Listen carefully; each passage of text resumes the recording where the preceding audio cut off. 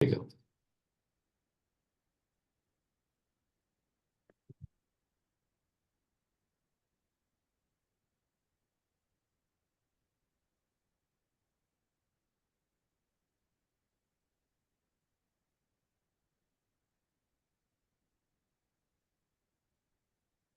Hello again, everyone. This is Ken Kibler, Director of Client Profitability for eTruckBiz. We're about 2 minutes shy of the top of the hour. That attendee list is growing rapidly. So we're going to let it build for a little bit. Please sit tight. Once again, thank you for joining us today. We'll talk to you in about 2 minutes. Thank you very much.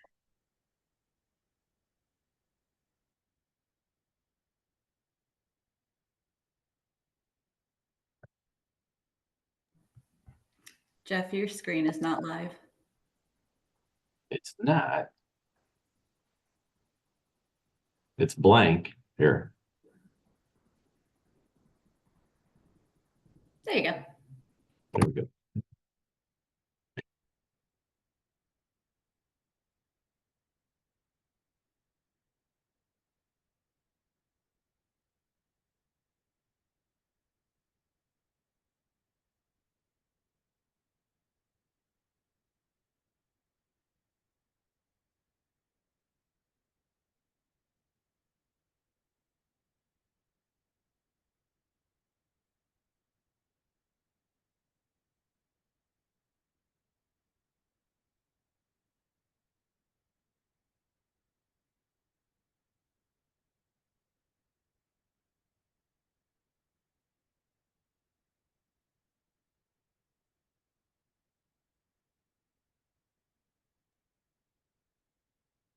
Okay, the attendee list seems to have leveled off. Once again, this is Ken Kibler, Director of Client Profitability with eTruckBiz. I want to thank everybody for joining us again here on Tuesday, where we plan on talking some of the same topics with the volume trends and productivity trends, and then kind of revisit an old topic that seemed to be pretty popular in the past. We wanted to revisit that again today. Simply because we think it adds value to your operation. So if you have any questions, please put them in the chat or the Q&A. And without further ado, I'll turn this over to Jeff Walzak. All right.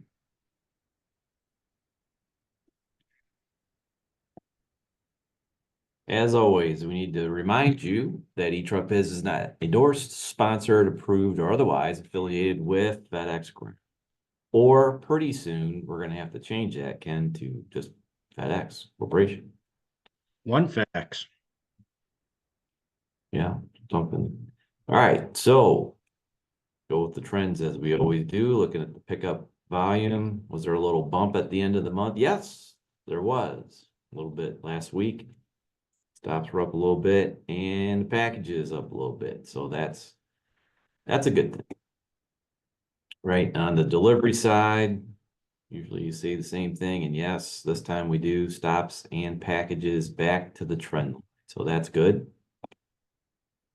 Productivity, okay. No.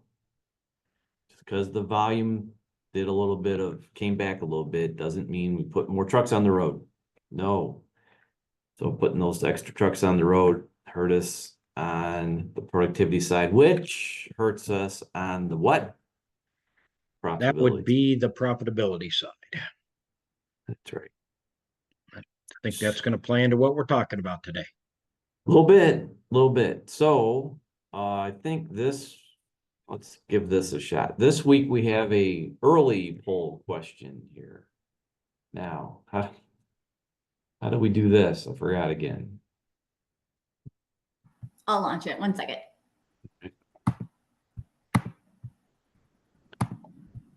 So the poll question is going to be about getting back out on the roads, time. Folks are asking a lot of questions about when we're coming to see them again and whatnot. So hopefully, let me know when you get that up there. You should be able to see it. It's up. I can see it. Oh, if you can, just please answer the question, or the question, we're planning a series of short Network 2.0 seminars and happy hours in 2024. Happy hour, Ken. Happy hour. We would be interested. Where would you be interested in attending one? Ken, you want to go to a happy hour? You know, starts at noon in the villages. We just have the perpetual one in the villages. Ken votes for the villages. Actually starts at 11. How do you know? People talk, you hear things.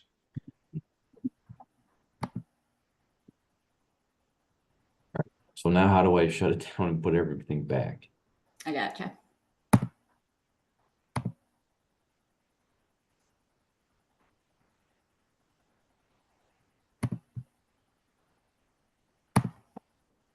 So we good?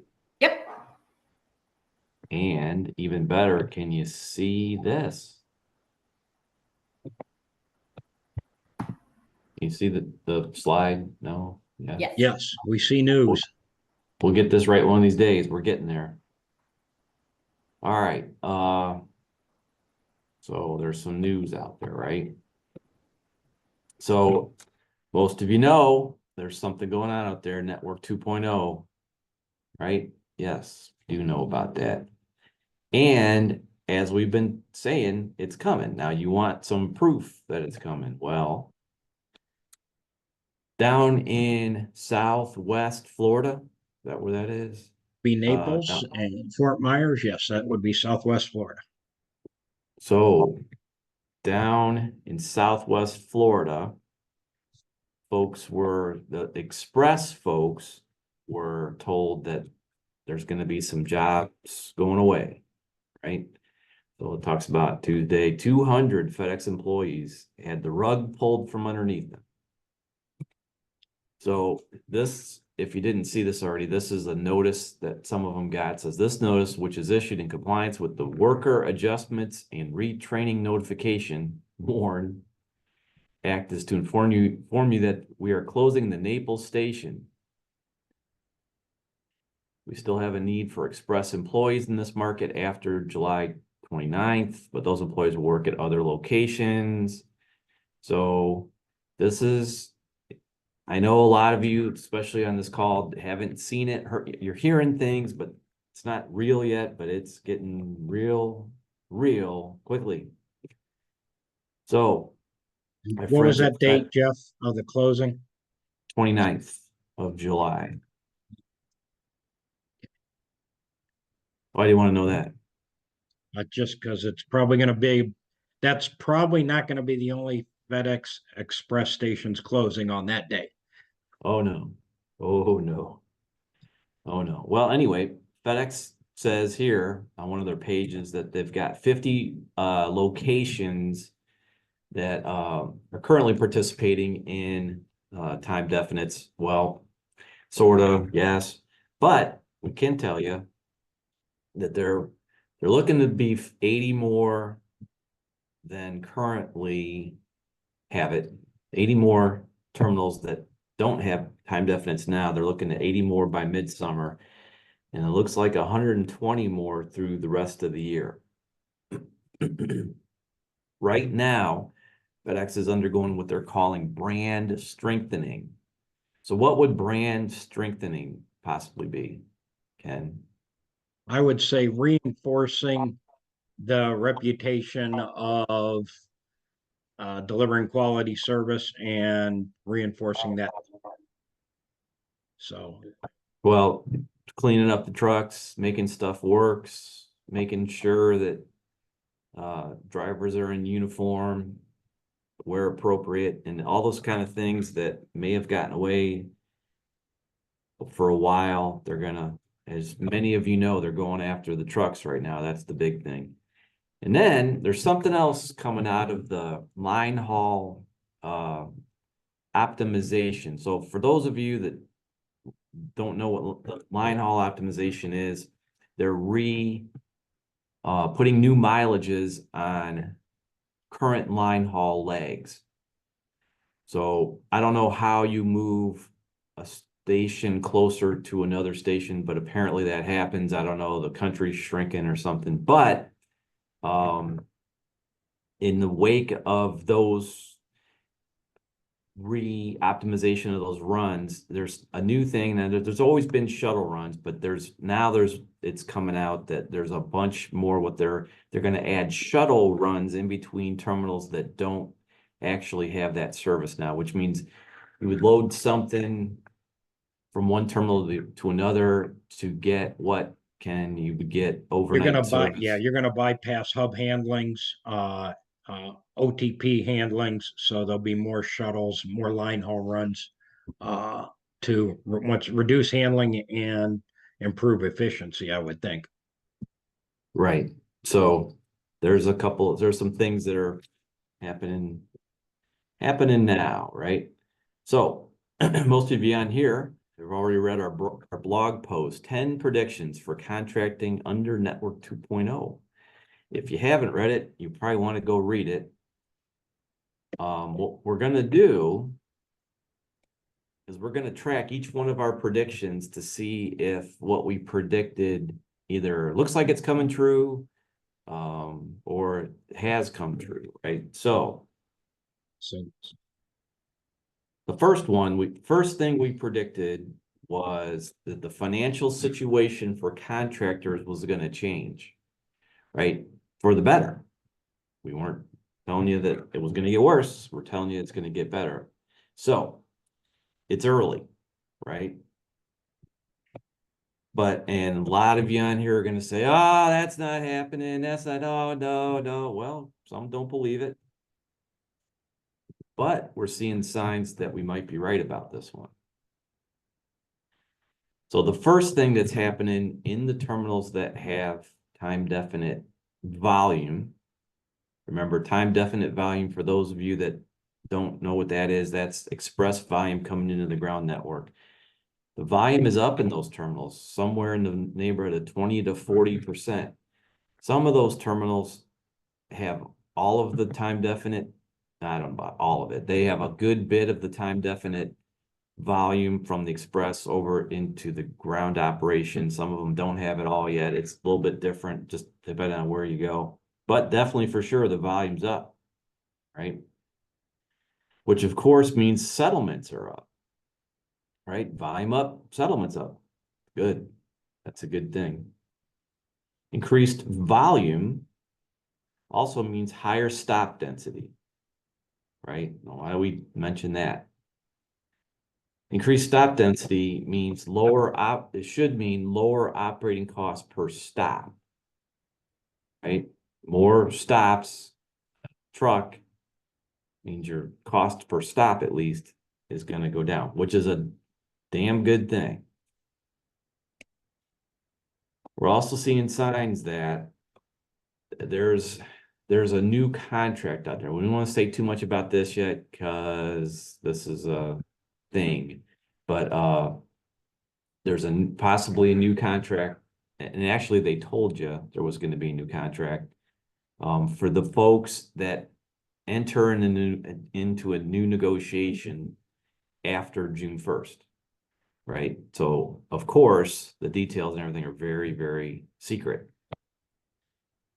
but a lot of things in that new contract and or the amendments or attachments and stuff to the old contract they're going to support what we'll call settlement enhancements. And stay tuned, it won't be long. They'll be telling you about this here pretty soon. So that's happening. Definitely much more on this to come. Now, here's a new thing. Some places, terminals are seeing what we'll term overall increases. What is that all about? Well, if you know anybody in Humboldt, Tennessee, you can ask them, or maybe even Youngstown, Ohio. In those places, have they let's just term it this way, given an overall increase across the board? Yes, they have. Every CSP that in Youngstown is receiving a weekly supplement, uh, basically tied to the time definite service, uh, and it's significant. So it varies by CSA, but it is significant. You can also add to there would have been Hermitage, Pennsylvania. Duh, no, didn't know. Yeah, Hermitage And there run might off be of some, Youngstown. So it's only if 3. anybody else on here knows of anything like this happening, if you want to put it in the chat or the questions or something, we're tracking this. We're trying to figure out what's going on. But it's good in Humboldt, and maybe, I don't know if Mr. Speed's on here. You might be able to tell us, but it's my understanding in Humboldt, it wasn't even tied to anything. They just found some money and said, here you go. So we'll see, right? We'll see.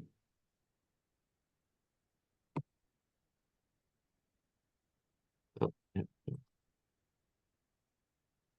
All right. All right, so here's the question. Could this be how FedEx wants to solve some of the issues out there? Are they just gonna give folks extra money? Is that gonna solve everything? Well, I don't know. Is that how they're gonna try to solve for the logistical challenges presented by time definites? So, and Ken will talk about this here in a little bit, but you don't deliver time definites the way you do regular ground stops. I mean, we've been talking it forever. I'm sure you as contractors know that wouldn't be how that goes, but there are some logistical challenges with operating and delivering time definites. So are they going to solve the problem by just throwing money at it? What about the crippling inflation in the last 3.5 years? If you didn't notice, FedEx wasn't necessarily forthcoming with, we'll call them cost of operation increases or any increases really tied to inflation. It's been a little, if you haven't noticed, things cost more than they did a few years ago, a lot more than they did a few years ago. They didn't necessarily address that through negotiations, although some folks have used us for sure. If you use Miss Carey, most of you saw an increase, but I don't know, it didn't keep up with inflation. So are they going to throw money at that problem? And are they going to throw money at what we'll call brand protection? So you guys know that FedEx is all about protecting the brand, and they don't want to, but they'll spend whatever they have to protect the brand. That's for sure what's going to happen. So is that on its own? Is that going to be something? Is that how how contractors are going to do better financially just by FedEx just basically throwing money at it? Well, that helps, but that's not the big thing here, right? All those things help, but the real profit generator is what we're going to term higher resource utilization. This is where the big, huge, literally huge gains are going to be made. So what are we talking about? So what's today's biggest problem, right? Oh, FedEx doesn't pay us enough. FedEx, the DRO, the numbers are off. Those are all problems. Yes, but what's the biggest problem right now? I would say, can I Well, answer? you're gonna get your chance here, Ken, so stand by. But you can't tell us, what are we looking at here? We looked at this last week. We put a whole thing up there about this last week, and here's somebody saying, happy Wednesday, everybody. I don't think you can see it too well on here, but it's 1:24 in the afternoon, and I'm done. How about that? Oh, here's somebody else. Boy, do I hate Mondays. 107 stops, home by 4. Oh, the horror. Regular route, 180 to 200 stops, but somehow I get home 2:30 to 3 o'clock. How about that? Oh my gosh. Here's another somebody else. Not a bad Monday, but not getting that many hours. Look at that, 72 stops 159 miles. That's not that great. That's the biggest problem. Your profit is going home at 2 o'clock in the afternoon.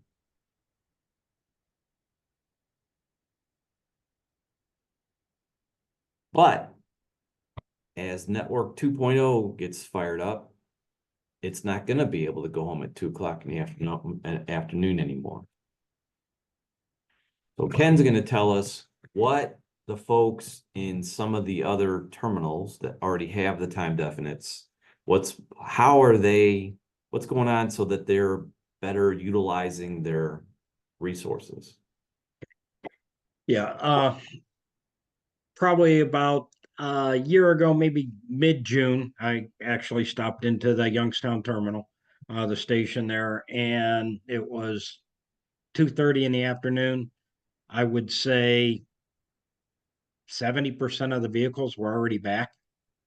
So knowing the senior manager, I had to give him a little bit of ribbon, asking him what's going on with that. Like, yeah, they're not out there very long. And got some guys that come back at 12:30. I'm like, that's a problem. And lo and behold, time definites came around October 30th.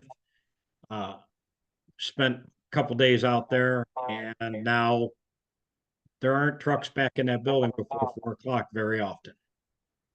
Why? Because the drivers have to be out there. Now, are they just sitting out there? No.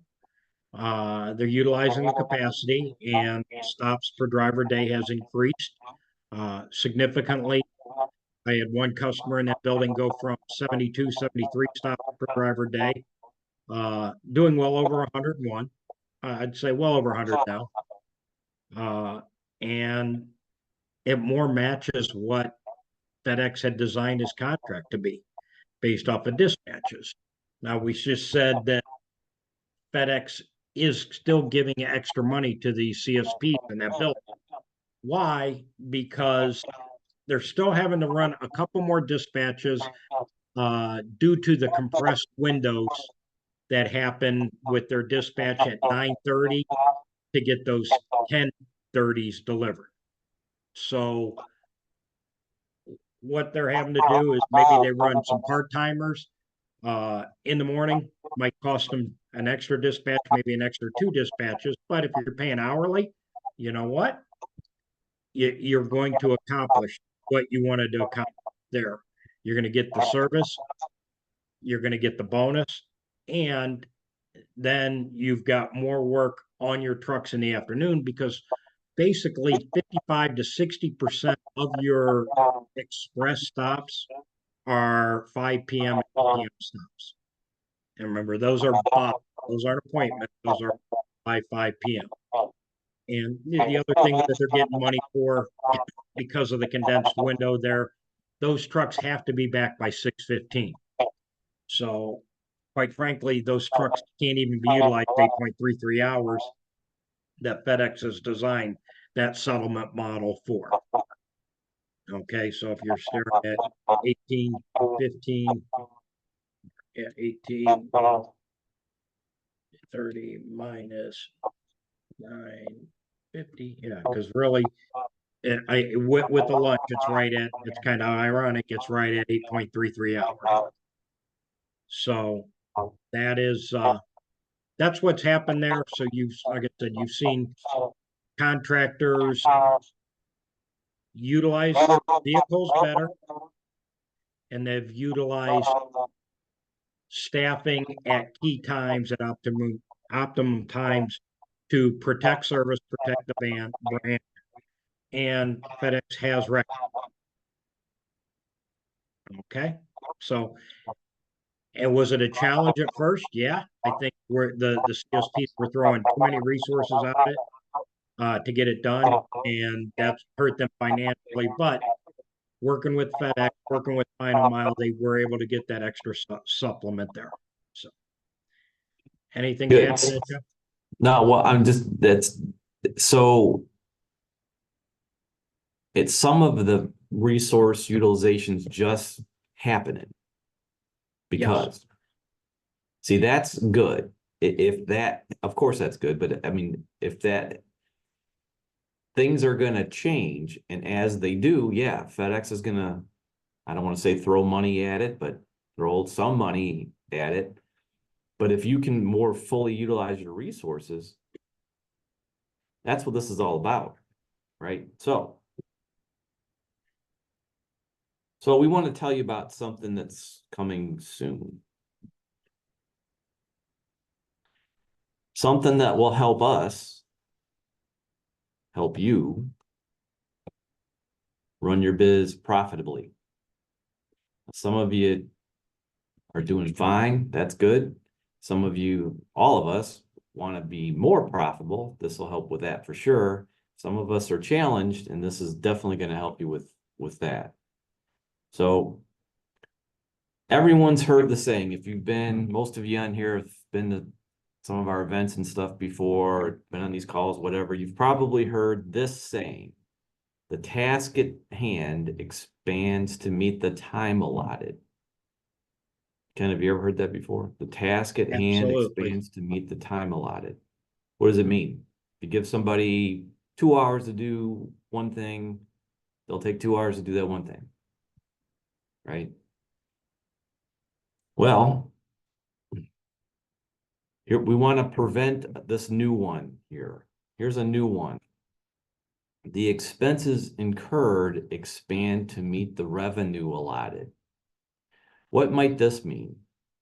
So if you better utilize your resources and generate more revenue than you're generating now, what do we not want to do? What we want to do is turn our mute off. Yeah, we don't want to give away that money. Right. Here's your chance, right? So we're gonna, here's our chance to fix the number one, fix the resource utilization issue that's plagued this business now for long time, right? Fix that issue and make it more profitable. Well, it's Can I going to expand? happen. Yeah, can I Sure. expound on this? I mean, Absolutely. this is something that originally happened in Youngstown.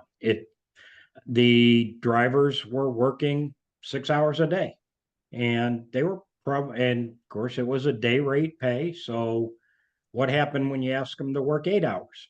Well, you got to pay me more. Then, so if they were paid an hourly rate of say $22 an hour times 6, they would have made $132. Well, I can't work for $132. Okay, well, would you like to make $176? Yeah. Okay, well, I need you to do 2 more hours worth of stops. So if you're paying a day rate now and your drivers are only working 6 hours, you have to figure out what that hourly rate is. And we see it all the time. See people getting paid $800 a week and they're working 35 hours. Guess what? They're making $22.85 an hour. Okay. Is that a fair rate? Probably. So if you're going to have to pay them $22.85 an hour for 2 more hours, guess what? They still have to generate the same revenue for those last 2 hours that they were generating in the 6 hours. So they have to generate that's why paying hourly is so good, because you generate revenue on an hourly basis, your expenses should match that revenue, especially your variable expenses.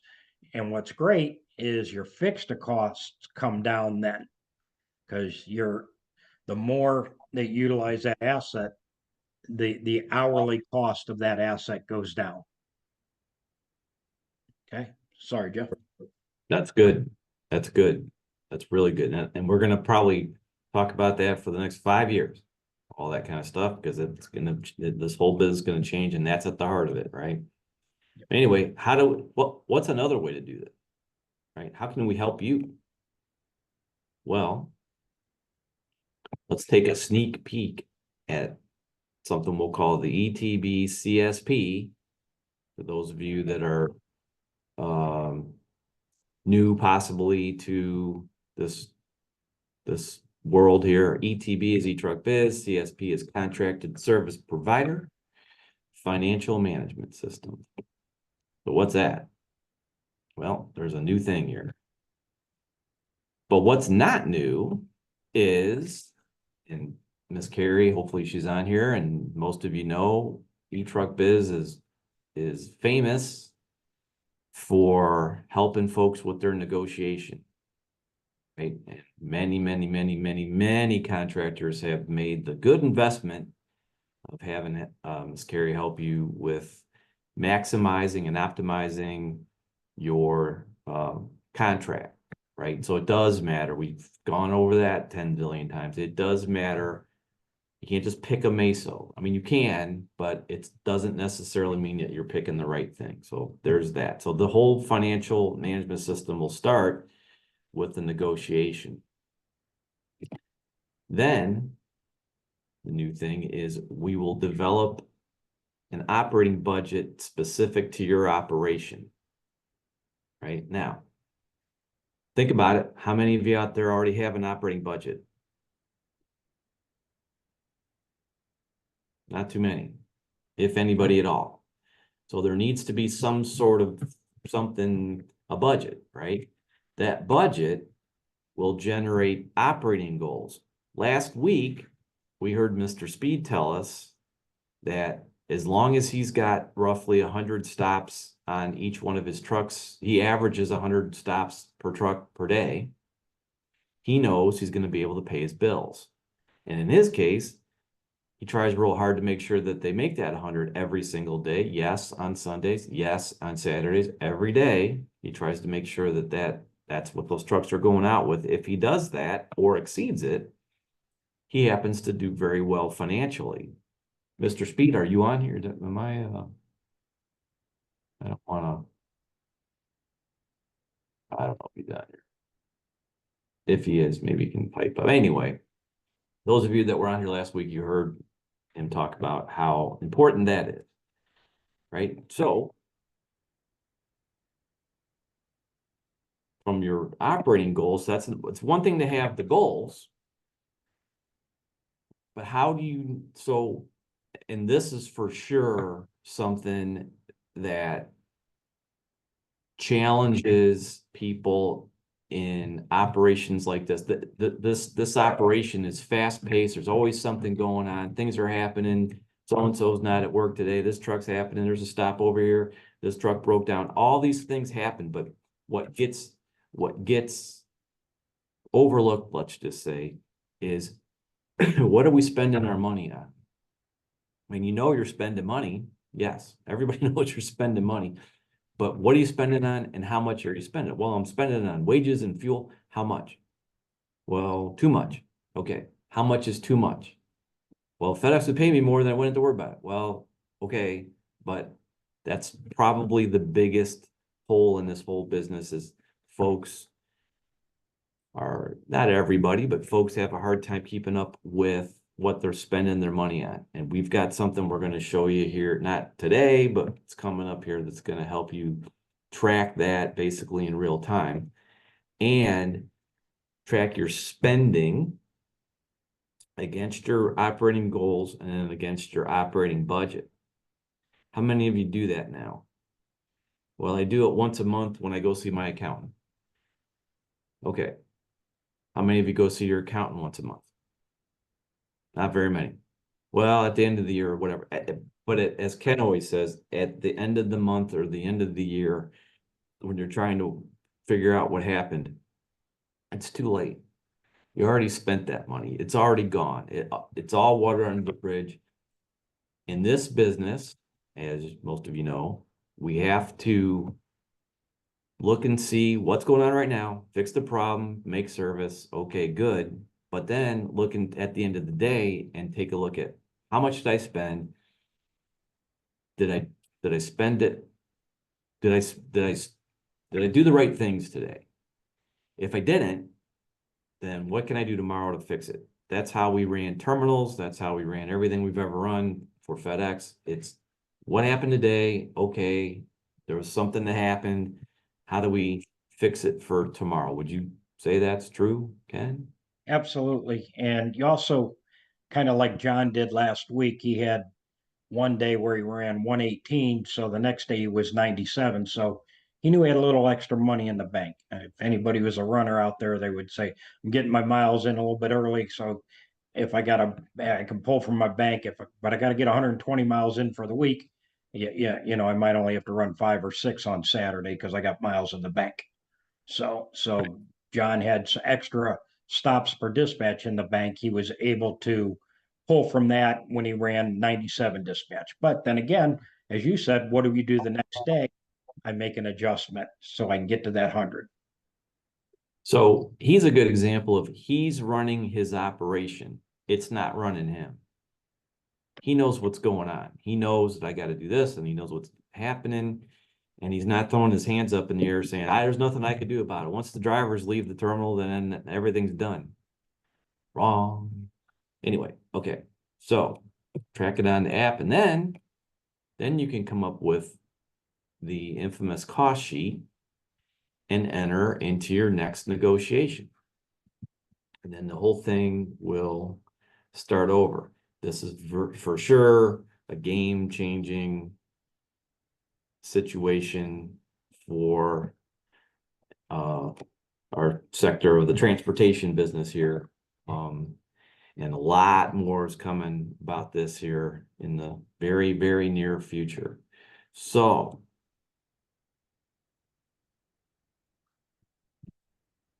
Mr. Ken, see if anybody's got any questions or comments. And looks like we don't have any questions. Hopefully I've addressed the issue with my mic, and I apologize for that background noise. But as Jeff said, you're going to have great opportunity with increased revenue. You just can't give all that away. And you saw the upcoming date of July 29th. So I would imagine that means NDAs were signed. The person who were talked to the news on that may have violated their NDA. But so it means what, 80 terminals coming then probably for that day in July? Jeff, did you say? You're muted now. No, I can't do it.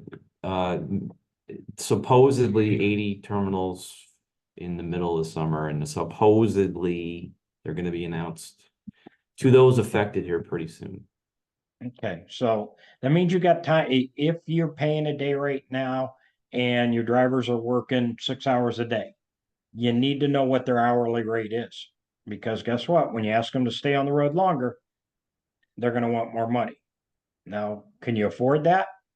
You can if they're generating revenue for 2 more hours. So don't give away that money. Work on your culture as we've been talking about now. And because it's just not going to be an option. There's going to be on-call pickups out there every bit till 5 o'clock at night. So you're going to have a vehicle in that area to cover those pickups. So that's not an option. From what we've seen, the last stuff to come over is the 8:30 a.m.s and the dangerous goods. But everything else has come over into the Youngstown and the Hermitage building, as well as even rural southern Indiana. So, or southern Illinois. So that they've come into there. So, all right. Like, got a question for Carrie there. Yep. Question for Carrie. All right. It says, is FedEx still offering MISO options on negotiations with advanced offer service charge? You got that one, Carrie?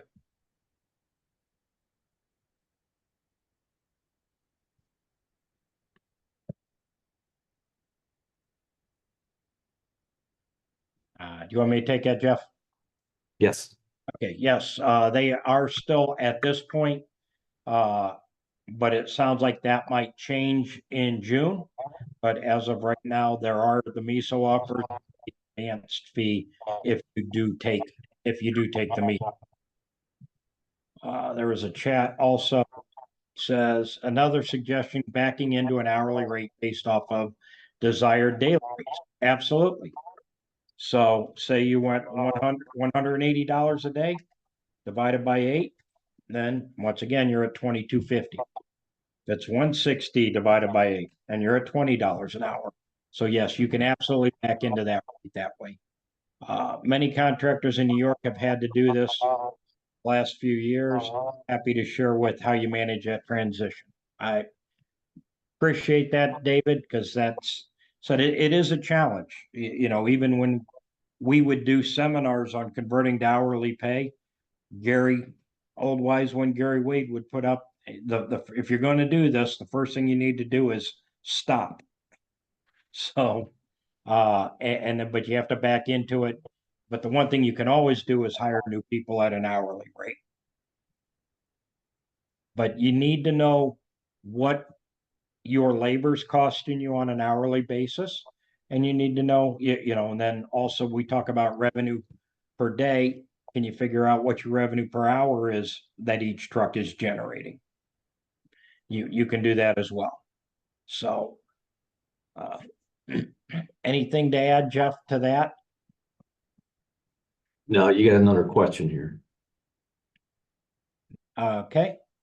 If your territory includes suburban area contiguous to the terminal and more distant rural, very low density area, it makes meeting the coverage stop numbers and profitability difficult. Do you recommend split the territory and selling half off, or just continue to fight to increase the average wage per dispatch?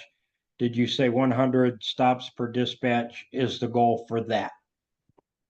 Your stops per dispatch goal depends on what your costs are. Okay. And I say that because you've got to cover your cost with revenue. So your end result of a stops per dispatch goal is going to give you the stop per revenue, the revenue per dispatch that you need.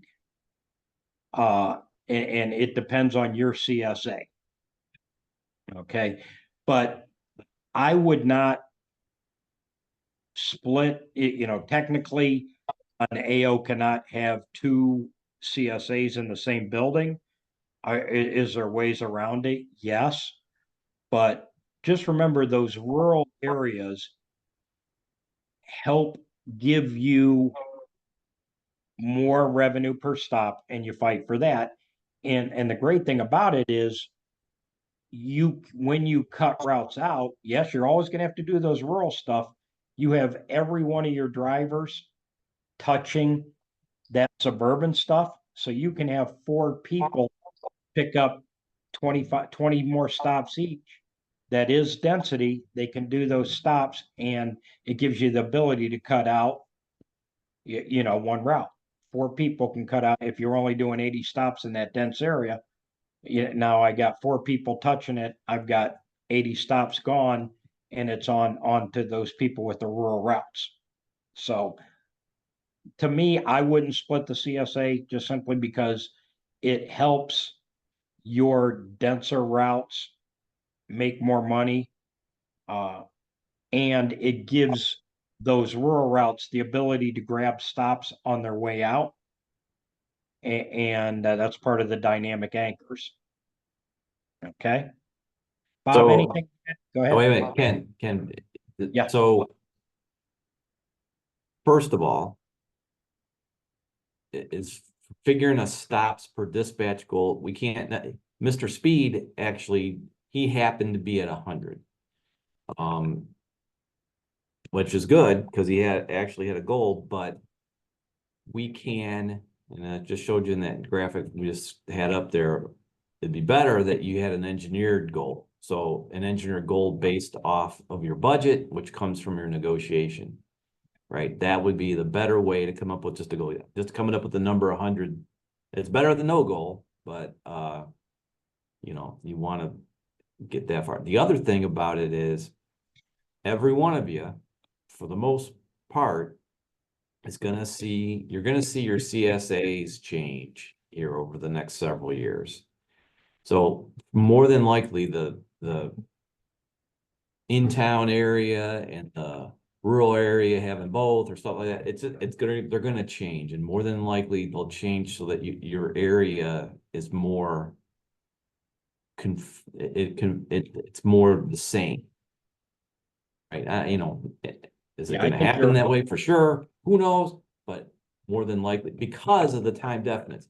Because when you're running those time definites, the characteristics of those stops, you're gonna have to be able to handle those, right? So, what are you gonna say, Ken? Yeah, because I mean, the announcement FedEx had, it talked about terminal and route optimization and improving efficiencies. So that they do plan on tightening up your CSAs, which so they might realign some of your CSA, and you might end up with a smaller CSA with more stops in it. Fantastic. So the other thing I wanted to say, if we help you with your negotiation, we do give you a budget. So we can set a target on your revenue per dispatch. We can show you how many dispatches per week that you will need to hit that goal and how many stops per dispatch you will need. So that's all part of the negotiation service. It sets out a nice budget for you. And like I said, based off of the volume you're running each week, you will now have the number of dispatches goals, and that's a negotiator will give you that number.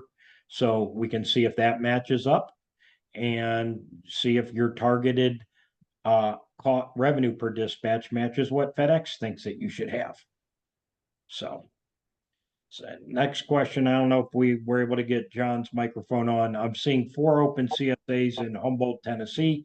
Can John or anyone expand why that is? If I can answer it if John doesn't have, we don't have John's I'm mic. here. Okay, John, go ahead. Good afternoon. How you guys doing? Good, doing well. Can you ask me the question again? Says, I'm seeing 4 open CSAs in Humboldt, Tennessee. Can anyone expand on why that is? Well, it used to be two open CSAs, and they turned it into 4 to make the amount of stops shrink down some. Entity. So they re-engineered the terminal, Yeah. basically. They did. So I've not spoken about it. I'm one of those CSAs. After I have sometime this week. and we did help John with the contract negotiation there. One of the offers we found a problem with, and so, and needless to say, John's still doing business there now, but it would have been under a different contract, correct, John? Yeah, exactly. Yeah, we they undervalued the CSA in our opinion, and so we took a pass on it. So there is bad free stuff out there, but at the same time, do you know it's bad if you don't have the data? And even with just FedEx data, we can give you a reasonable valuation of what you need to do on that CSA. And I think the one John passed on, what was it? You felt you would have had to do average 163 stops per dispatch, John? That was correct, and we had, I'd been in a perfect world every day. Just know what happened. It didn't feel like there's any way to. So FedEx does make mistakes on undervalued CSAs, no doubt about it. And it can happen in areas where I think they don't have a good grasp on the labor rate, but then they also, sometimes they're right, and the CSP thinks that FedEx is wrong, but then you see that the trucks are only on the road 5.5, 6 hours a day. So, okay. Next question. Do you guys have insights into whether or not existing contractors are buying more routes or are more sales going to new buyers? I see many existing contractors, myself included, on sideline waiting to see things develop before possibly expanding. I'll leave that to team brokerage. Brokerage, if Miss Carrie's on here and her microphone works this time.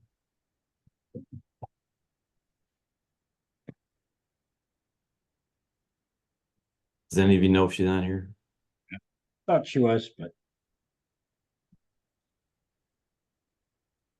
I don't think her microphone's working. So All right. Well, she's the one that could give you the best answer on that. But yeah, there's a lot of folks kind of waiting to see what's going to happen. No question about that. There is, and this is interesting. There is still strong interest from folks. We'll just say that are outside of the bubble. There's a lot of interest, but there's a ton of tire kicking too, right? Everybody's kind of wanting this. I don't know. It's interesting. Every different buyer has their different ways of looking at things.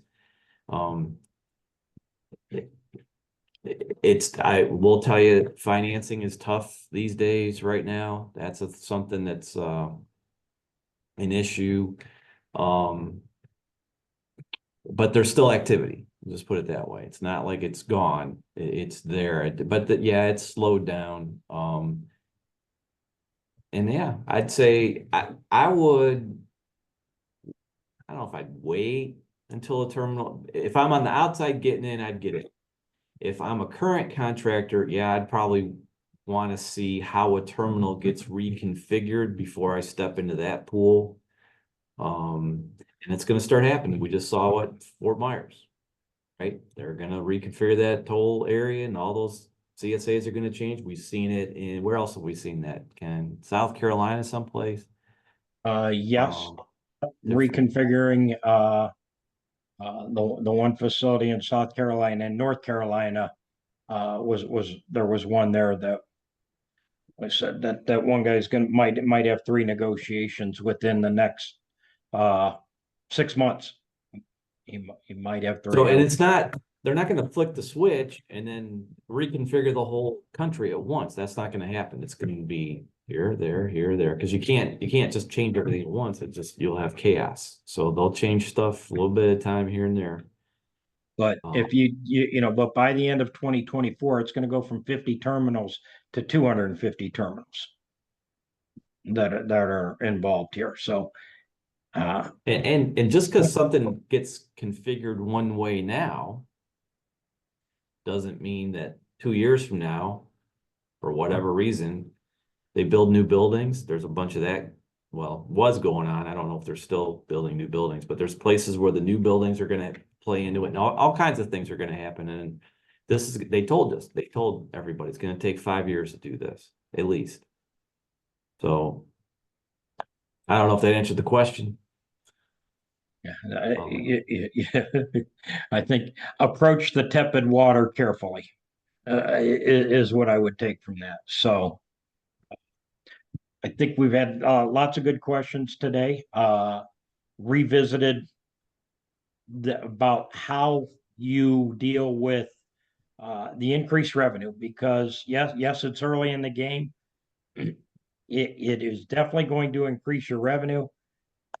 How it affects your bottom line profit, you'll have a big part in that. And even though that volume isn't here now, how you start to change your culture will affect where that increased revenue goes. Does it drop to the bottom line, or are you just a pass through to the driver? You don't want to become a pass through service. Okay, so work to change the things you are. Great to hear that your guys are back into hourly rates or daily rates. Or you got your daily rate and I back into it. So those are the things that you got to look at. So know what your labor rate is on an hourly basis, and then plan accordingly. So we'll be back here next Tuesday again. I want to thank everybody for your time.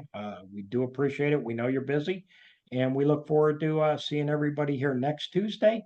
So with that, please have a safe and profitable week. Thank you very much.